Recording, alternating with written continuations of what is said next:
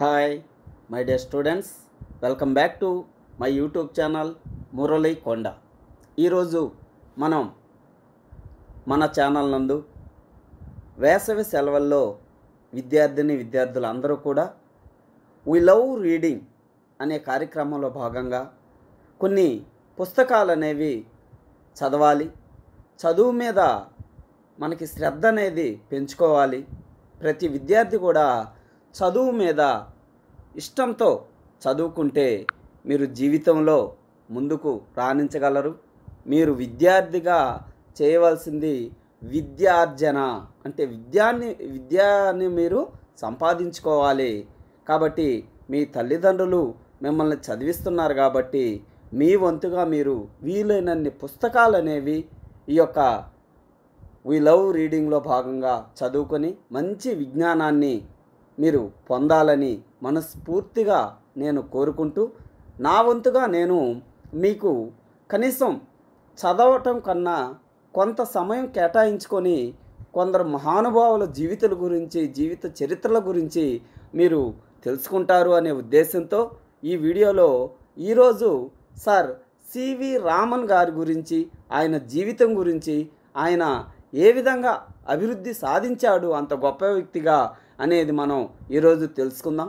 అంతర్జాతీయంగా కూడా ఈయన అత్యంత ప్రతిష్టాత్మకమైన నోబెల్ బహుమానాన్ని పొందినటువంటి తొలి భారతీయుడు ఎవరు అంటే చంద్రశేఖర వెంకటరామన్ గారు. ఆయన ఈ బహుమానం 1930వ సంవత్సరంలో భౌతిక శాస్త్రంలో మార్గదర్శకమైనటువంటి రామన్ పరిణామాన్ని గురించి కృషి చేసినందుకు లభించింది. ప్రతి ఒక్కరు కూడా కాంపిటీషన్కి ప్రిపేర్ అయ్యేవాళ్ళు కానీ, అదేవిధంగా ఏదైనా సైన్స్ దినోత్సవం రోజు సివి రామన్ గురించి ఎస్ఏ రాయాలన్నా కానీ ఇది ప్రతి ఒక్కరికి కూడా విద్యార్థులకి కానీ ఉపయోగపడుతుంది. కాబట్టి కొంచెం మీరు సమయం కేటాయించి వింటే ఈయన బాల్యం, విద్యాభ్యాసాల విషయాలు, ఆయన పొందినటువంటి బహుమతులు, వీటన్నిటి గురించి కూడా మీరు తెలుసుకోవచ్చు. ఈయన బాల్యం విద్యాభ్యాసం, రామన్ గారి బాల్యం విద్యాభ్యాసం ఏ విధంగా జరిగిందో చూస్తే, రామన్ తండ్రి పేరు చంద్రశేఖర్ అయ్యర్. ఆనాటి మద్రాసు రాష్ట్రం అంటే ఇప్పుడు తమిళనాడులోని తిరుచారాపల్లిలో నివసించినటువంటి ఉపాధ్యాయుడు. తల్లి పార్వతి అమ్మాల్. ఆయన 1888వ సంవత్సరంలో నవంబర్ 7వ తేదీన జన్మించడం జరిగింది. రామన్ 10 సంవత్సరాలు విశాఖపట్నంలోని హిందూ కాలేజ్ హై స్కూల్లో విద్యాభ్యాసం చేశాడు. అదేవిధంగా మెట్రికులేషన్ పరీక్షల సమయంలో రామన్కు జబ్బు చేసింది. అయినప్పటికీ ఆయన ఫస్ట్ క్లాస్ మార్కులు సాధించి క్లాసులో ద్వితీయ స్థానాన్ని పొందాడు, అంటే 2వ స్థానాన్ని పొందటం జరిగింది. అప్పుడు ఆయన వయసు 12 సంవత్సరాలే. 1902వ సంవత్సరంలో రామన్ ఉన్నత విద్య కొరకు మద్రాస్, అంటే ఇప్పుడు చెన్నై వెళ్ళాడు. ఆయన ప్రెసిడెన్సీ కాలేజీలో భౌతిక శాస్త్రం ఐచ్ఛిక ప్రధాన విషయంగా ఆయన బిఏలో చేరాడు. అదేవిధంగా 16 సంవత్సరాల వయసులోనే బిఏ పరీక్షల్లో ఆయన ఉత్తీర్ణుడై ఎంఏలో చేరాడు. 1907వ సంవత్సరంలో ఆయన ఎంఏ పరీక్షల్లో భౌతిక గణిత శాస్త్రాల్లో రాష్ట్ర ప్రథముడిగా ఉత్తీర్ణుడయ్యాడు. రామన్ తండ్రి ఆయనను ఉన్నత విద్య కొరకు ఇంగ్లాండ్ అనేది పంపించాలి అని అనుకున్నాడు. కానీ డాక్టర్లు ఆయన ఆరోగ్యాన్ని పరీక్షించి అధికంగా శ్రమించవద్దని, ఉన్నత విద్య కొరకు ఇంగ్లాండ్ వెళ్ళే ప్రయత్నాన్ని విరమించుకోమని సలహా ఇచ్చారు. రామన్ తల్లిదండ్రులు ఆయన ప్రభుత్వ ఉద్యోగం చేపట్టాలని అభిలషించారు. దాంతో ఆయన ఆర్థిక శాస్త్రం, సంస్కృతం అధ్యయనం చేశాడు. విద్యాభ్యాస సమయంలోనే రామన్ కొన్ని ప్రయోగాలు అనేవి చేస్తూ ఉండేవాడు. ఆయన గాజు పట్టికల్లో ప్రయోగాలు నిర్వహించాడు. ఒక సమయంలో గాజు పట్టిక నుండి అసాధారణమైన వెలుగు రావడం గమనించాడు. ఆయన ఆ ప్రయోగాన్ని కొనసాగించి తన పరిశీలనల గురించి ఒక వ్యాసం రాసి లండన్లోని ఫిలాసఫికల్ మ్యాగజైన్ అన్న పత్రికకు పంపాడు. ఆ పత్రిక వాళ్ళు ఆ వ్యాసాన్ని ప్రచురించారు. ఆ వ్యాస ప్రచురణ రామన్కు గర్వకారణంగా పరిణమించింది. అప్పుడు ఆయన వయసు 18 సంవత్సరాలు మాత్రమే. అందరూ విజ్ఞాన శాస్త్రంలో గొప్పదనానికి అంకురార్పణ జరిగిందని భావించారు. తర్వాత రామన్ కలకత్తాలో అసిస్టెంట్ అకౌంటెంట్ జనరల్గా ప్రభుత్వ ఉద్యోగంలో చేరాడు. రామన్ లోక సుందరాంబలను వివాహం చేసుకున్నాడు. వాళ్లకు 2 సంతానం కలిగారు. రామన్ త్వరలోనే డిప్యూటీ అకౌంటెంట్ జనరల్ పదోన్నతిని పొందాడు. శబ్దాలను, సంగీతాన్ని అధ్యయనం చేయటంలో రామన్ భార్య ఆయనకు సాయం చేసింది. ఇక రామన్ ఆయన జీవితంలో ఒక ఆసక్తికరమైన సంఘటనను, ఆయన నిజాయితీని, సహాయపడే స్వభావాన్ని తెలియజేస్తుంది. ఒకమారు ఒక వర్తకుడు ఇల్లు కట్టుకోవడానికి పొదుపు చేసినటువంటి డబ్బు నోట్లు ఇల్లు అగ్ని ప్రమాదానికి గురవటంతో పాడైపోయాయి. ఆ జూనియర్ అధికారి ఆ వర్తకుడు తెచ్చినటువంటి నోట్లు పనికిరావని చెప్పాడు. దాంతో అతను విచారంతో కళ్ళనీళ్లు పర్యంతమయ్యాడు.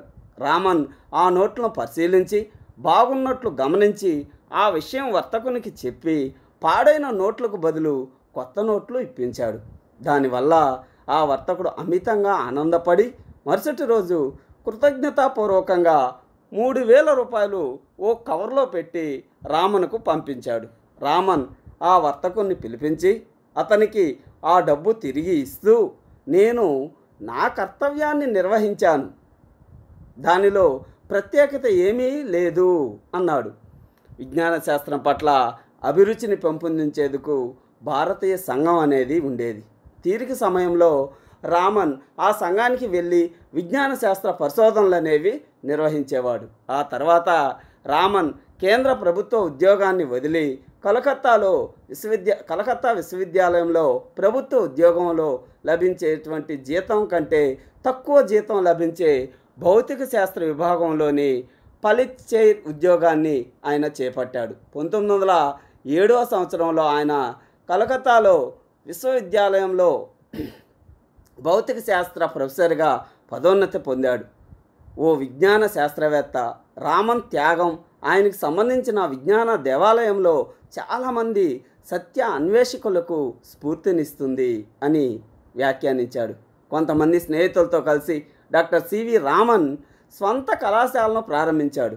అనతి కాలంలోనే రామన్ 1919వ సంవత్సరంలో ఈ విజ్ఞాన శాస్త్రం పట్ల అభిరుచిని అనేది పెంపొందించి సంఘానికి కార్యదర్శి అయ్యాడు. 1921వ సంవత్సరంలో లండన్లో జరిగినటువంటి బ్రిటిష్ సామ్రాజ్యపు విశ్వవిద్యాలయాల సమావేశంలో డాక్టర్ సివి రామన్ కలకత్తా విశ్వవిద్యాలయ ప్రతినిధిగా హాజరయ్యాడు. ఆ సమావేశంలో రామన్కు విజ్ఞాన శాస్త్ర రంగంలో ప్రసిద్ధులైన జెజె థామ్సన్, రూథర్ఫోర్డ్లతో పరిచయం అనేది ఏర్పడింది. ఇక రామన్ పరిణామం ఎలా ఉంది అంటే, ఇంగ్లాండ్కి వెళ్ళే సమయంలో సముద్రయానం చేస్తున్నప్పుడు ఒకరోజు రామన్ మధ్యధరా సముద్రపు నీళ్లను పరిశీలించాడు. ఆహా, ఈ మధ్యధరా సముద్రపు నీలం రంగు ఎంత మనోహరంగా ఉందో, సముద్రం ఎందుకు నీలంగా ఉంది, నేను దీనికి కారణాన్ని తెలుసుకోవాలి అని తలిచాడు. భారతదేశానికి తిరిగి వచ్చిన తర్వాత రామన్ మధ్యధరా సముద్రపు నీలిరంగుకు కారణాన్ని తెలుసుకోవడానికి తన పరిశోధనను తీవ్రం చేశాడు. అంతిమంగా ఆ నీలిరంగు కాంతి వికిరణం వల్ల ఏర్పడుతుందని కనుగొన్నాడు. ఈ పరిణామాన్ని కనుగొనడానికి చాలామంది విజ్ఞాన శాస్త్రవేత్తలు నిరంతరం శ్రమిస్తున్నప్పటికీ ఫలితం లభించలేదు. చివరకు ఆ పరిణామాన్ని భారతీయ విజ్ఞాన శాస్త్రవేత్త వివరించగలిగాడు. రామన్ కనుగొన్న ఈ పరిణామం ప్రపంచవ్యాప్తంగా ప్రసిద్ధి పొందింది. ఈ రామన్ పరిణామాన్ని కనుగొన్నందువల్లనే సర్ డాక్టర్ సివి రామన్కు నోబెల్ బహుమానాన్ని ప్రదానం చేయటం జరిగింది. ప్రతి ఒక్క విద్యార్థి గమనించండి, సర్ సివి రామన్ గారికి నోబెల్ బహుమతి రావడానికి కారణం ఏంటి అన్నప్పుడు ఇది మీకు చాలా ఉపయోగపడుతుంది. అదేవిధంగా కాంతి ఏదైనా ఒక వస్తువు గుండా ప్రయాణం చేస్తున్నప్పుడు వికీర్ణం చెందుతుంది. అలా వికీర్ణం చెందిన కాంతికి కొన్ని ప్రత్యేకమైన గుణాలు ఉంటాయి. అందువల్ల వికీర్ణం చెందినటువంటి కాంతి మనకు చాలా విషయాలను తెలియజేస్తుంది. ఉదాహరణకు రామన్ పరిణామాన్ని ఉపయోగించి మనం చాలా సందర్భాల్లో విషయాలను సులువుగా తెలుసుకోవచ్చు. రామన్ కనుగొన్న ఈ పరిణామం వల్ల రసాయనిక పరిశ్రమ ప్రథమంగా అధికంగా లాభాన్ని పొందింది. దీనివల్ల ఆ పరిశ్రమ రంగు, ఫోటోగ్రాఫులను, ప్లాస్టిక్లను, కృత్రిమ రబ్బర్ను తయారు చేయగలిగింది. ప్రపంచపు గొప్ప ఆవిష్కరణలో గొప్పదైన ఈ రామన్ పరిణామ ఆవిష్కరణకు చాలా సామాన్యమైన తక్కువ ఖరీదు గల పరికరాలను ఉపయోగించటం ఈ ఆవిష్కరణకు సంబంధించిన విశిష్టత. రామన్ స్వయంగా విజ్ఞాన శాస్త్ర అధ్యయనంలో నేను ఎన్నడూ ఖరీదైన పరికరాలను వినియోగించలేదు, రామన్ పరిణామ ఆవిష్కరణకు నేను 200 రూపాయల కంటే ఎక్కువ ఖర్చు చేయలేదు అని చెప్పాడు. భారతదేశపు ముద్దుబిడ్డ సివి రామన్ ఆవిష్కరించినటువంటి కాంతి వికిరణానికి 1930వ సంవత్సరం భౌతిక శాస్త్ర నోబెల్ బహుమానం లభించటం భారతదేశానికి గర్వకారణంగా పరిణమించింది. అంతేగాక సివి రామన్ విజ్ఞాన శాస్త్రంలో నోబెల్ బహుమానం పొందిన తొలి భారతీయుడు. అలా మన భారతీయుడు కావడం వల్ల ఈ విజయానికి మరింత ప్రత్యేకత అనేది ఏర్పడింది. ఆ బహుమతి విజ్ఞాన శాస్త్ర రంగంలో ఏ వ్యక్తి అయినా తన జీవితంలో సాధించదగినటువంటి ఉన్నత గౌరవ పురస్కారం. ఈ రసాయనిక మిశ్రమాల అణు నిర్మాణాన్ని అవగాహన చేసుకోవడానికి రామన్ పరిణామం అనేది చాలా ఉపయోగకారిగా పరిణమించింది. వ్యాధులకు చికిత్స చేయడంలోనూ, రక్షణ శాఖ పరికరాల్లో లేజర్ కిరణాలను ఉపయోగించే విషయంలోనూ రామన్ పరిణామం శక్తివంతమైన పరికరంగా ఉపయోగపడింది. పదార్థాల రసాయనిక నిర్మాణంలో విషయంలో రామన్ పరిణామం చాలా ముఖ్యమైన ఫలితాలను ఇచ్చింది. అది పదార్థ నిర్మాణ విషయంలో మన విజ్ఞానాన్ని మరింత గాఢం చేయడంలో సహాయకారిగా ఉపయోగపడుతుంది. ఇది మనం ఈ యొక్క రామన్ పరిణామ సిద్ధాంతం గురించి తెలుసుకుని చదువుకునే విధానం. మీరు చదువుకుంటూ ఇక్కడ కూడా వింటూ చదువుకోవటానికి మీకు అనువుగా నేను ఇక్కడ మీకు స్క్రీన్ మీద ఈ యొక్క పుస్తకంలో ఉండే విషయాలన్నీ కూడా తెలుపుతున్నాను. కాబట్టి విద్యార్థులు గమనిస్తూ అది మీరు ఎక్కడైనా దోషాలుంటే సవరించుకుంటూ చదువుకోవచ్చు. నోబెల్ బహుమతి ప్రదానం చేసే సమయంలో ఆ కమిటీ సర్ వెంకట్ రామన్ వాయువుల వికిరణంలో మీ పేరున ఉన్నటువంటి పరిణామ విషయంగాను, భౌతిక శాస్త్రంలో మీ విశిష్ట పరిశోధనలకు విజ్ఞాన శాస్త్రాల రాయల్ అకాడమీ మీకు నోబెల్ బహుమతిని ప్రదానం చేసింది అని పేర్కొంది. పదార్థాల నిర్మాణం విషయంలో రామన్ పరిణామం మన విజ్ఞానానికి కొత్త దారులను కనిపెట్టింది. ఇప్పటికే ఆ విషయంలో ప్రముఖ ఫలితాలు అనేవి లభించాయి. రామన్ పరిణామం విషయంలో ఒక హాస్య సంఘటన జరిగింది. రామన్కు హాస్య ప్రియత్వం కూడా ఉండేది. నోబెల్ బహుమతులు స్వీకరించిన తర్వాత స్టాక్ హోమ్ నుండి భారతదేశానికి తిరుగు ప్రయాణంలో రామన్ ఫ్రాన్స్ను సందర్శించాడు. ఆయన గౌరవించేందుకు ఆయన్ని ఏర్పాటు చేసిన విందుకు ఆయనను ఆహ్వానించారు. ఆ విందులో ఫ్రాన్స్ దేశం వారు అధికంగా ఇష్టపడే వైన్ను అతిథులకు ఇస్తున్నారు. రామన్కు కూడా ఆ వైన్ను ఇచ్చారు. కానీ ఆయన నాకు వైన్ అలవాటు లేదు అని మర్యాదగా తిరస్కరించాడు. కానీ ఆతిథ్యం ఇస్తున్న వ్యక్తి హాస్యపూరితంగా, సార్ మీరు వైన్పై రామన్ పరిణామ ప్రభావాన్ని గురించి ఉపన్యసించారు, కానీ మేము రామన్పై వైన్ ప్రభావాన్ని తెలుసుకోవాలనుకుంటున్నాము అన్నాడు. ఈ మాటలతో హాల్ అంతా చప్పట్లతో మార్మోగింది. ఇక జాతీయ విజ్ఞాన శాస్త్రోత్సవం మనం రామన్ పరిణామాన్ని కనుగొన్న ఫిబ్రవరి 28వ తేదీని జాతీయ విజ్ఞాన శాస్త్రోత్సవంగా జరుపుకుంటున్నాం. 1933వ సంవత్సరంలో అప్పటి టాటా విజ్ఞాన శాస్త్ర సంస్థకు రామన్ డైరెక్టర్గా నియమితుడై అలా నియమింపబడిన మొదటి భారతీయునిగా అరుదైన గౌరవాన్ని ఈయన పొందాడు. ఇక రామన్ దేశభక్తి జగద్విదితం. ఇంగ్లాండ్లోని కేంబ్రిడ్జ్ విశ్వవిద్యాలయం ఆయన కోరినటువంటి వేతనాన్ని ఇస్తామని ప్రతిపాదించింది. దాన్ని తిరస్కరిస్తూ రామన్, నేను తొలుత భారతీయుణ్ణి, ఏది ఏమైనా నేను భారతదేశాన్ని వదిలి వెళ్ళను అన్నాడు. సర్ సివి రామన్ ఓ ఆదర్శ ఉపాధ్యాయుడు. ప్రసిద్ధ విజ్ఞాన శాస్త్రవేత్తలు డాక్టర్ హమీబాబా, డాక్టర్ విక్రమ్ సారాభాయిలు ఆయన శిష్యులే. రామన్ సాధించిన ఇతర విజయాలు ఏంటో ఒకసారి చూద్దాం. రామన్ వీణ, వయోలిన్ల నుండి సంగీతం ఎలా వెలువడుతుందన్న విషయాన్ని అధ్యయనం చేశాడు. రామన్ బాల్యంలో ఆయన తండ్రి ఈ వాయిద్యాలను ఉపయోగించేవాడు. కాంతి శాస్త్రం, ధ్వని తరంగ శాస్త్రాల్లో పరిశోధన ఆయన చేయటం జరిగింది. పుష్పాలను అధ్యయనం చేసి వాటిని గురించి ఓ పుస్తకం రాశాడు. అదేవిధంగా ఆయన స్ఫటికాల భౌతిక ధర్మాలను, పూల రంగును, దృష్టికి సంబంధించినటువంటి శరీర ధర్మశాస్త్రాలను అధ్యయనం చేశాడు. విద్యుత్పరమైన విజ్ఞాన శాస్త్రాల్లో కృషి చేశాడు. ధ్వని తరంగాల వల్ల అల్ట్రాసౌండ్, హైపర్సోనిక్ పౌనఃపున్యాల వల్ల కాంతి వికీర్ణతను గురించి ప్రయోగాత్మక సైద్ధాంతిక అధ్యయనాలను నిర్వహించాడు. 1934 సంవత్సరం నుండి 1942 సంవత్సరం వరకు వజ్రాల నిర్మాణాన్ని, వాటి ధర్మాలను అధ్యయనం చేశాడు.